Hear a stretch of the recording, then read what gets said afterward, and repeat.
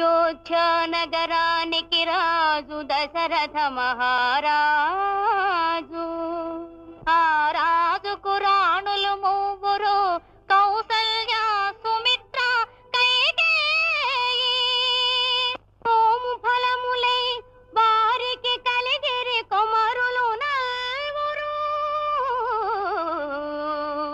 రామ లక్ష్మణ భరత శత్రుఘ్నులు.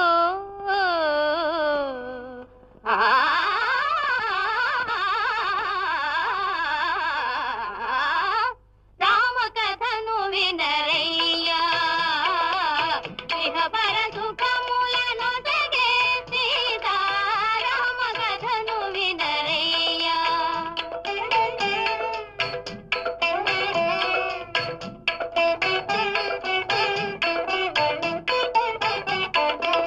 గడియయేని రఘురాముని విడచి, గడుపలేని